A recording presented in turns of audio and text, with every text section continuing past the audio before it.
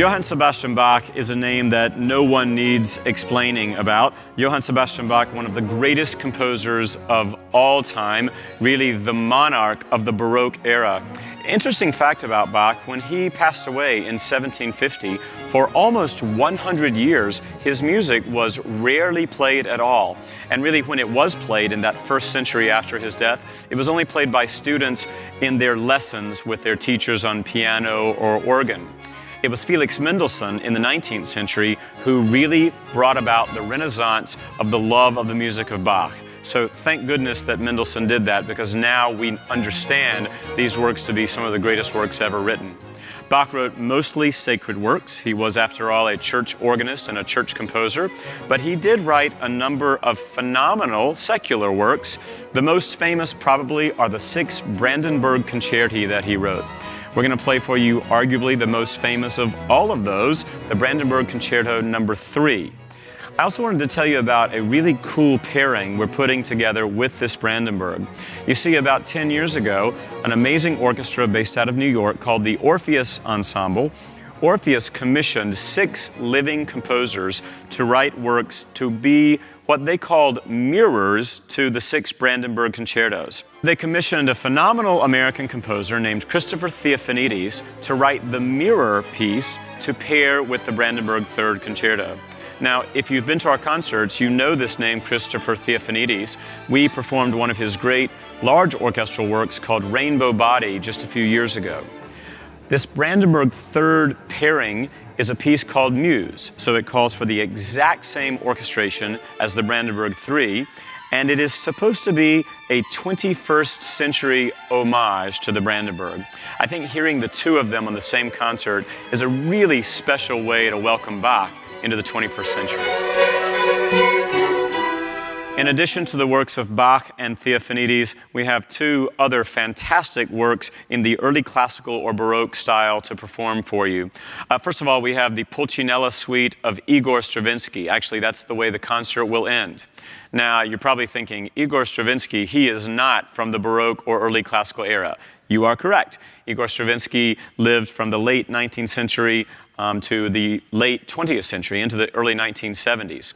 So why do we put him on this concert? Well, there was a point in the First World War when Stravinsky moved away from his gigantic orchestrations of pieces that had made him famous, like the Firebird Ballet or, of course, the Rite of Spring. About 5 years after that, he ceased writing for mammoth ensembles and began to write for small ensembles, early classical, Baroque-sized orchestras, and he began to quote early classical and Baroque composers.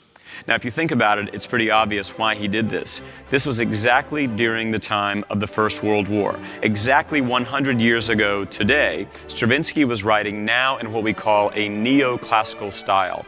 So we're going to perform for you this incredible work of Stravinsky's, the Pulcinella Suite.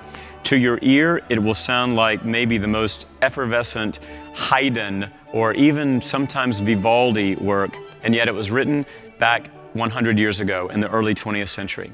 It also features some of our incredible players. I can mention to you that the concertmaster for this concert is going to be Christoph Kontz, one of our soloists from a few years ago. He is the principal second violinist of the Vienna Philharmonic, so you'll get to see him featured very well in that piece.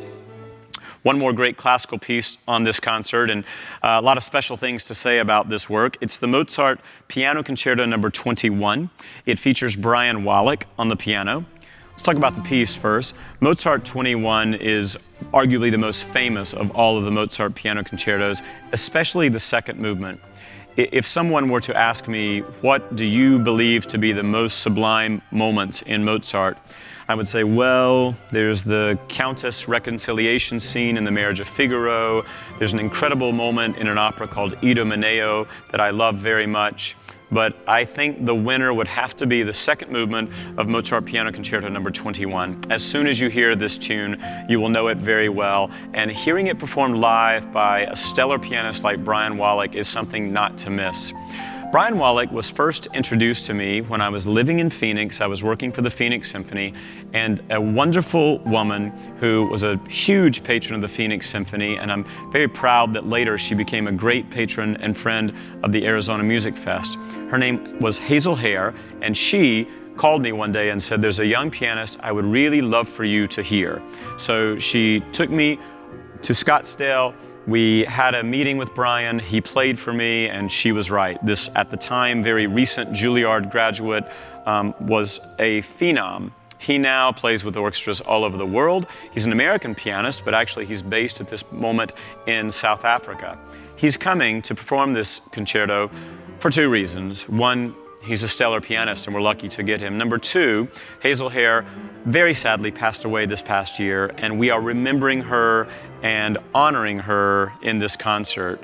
Brian, the great find of Hazel Hare, who she really helped out early in his career, will be playing the Mozart on Hazel Hare's piano, which she made available for him to play for this concert.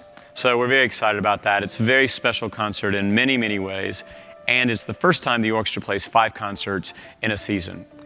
Can't wait to see you at the concert.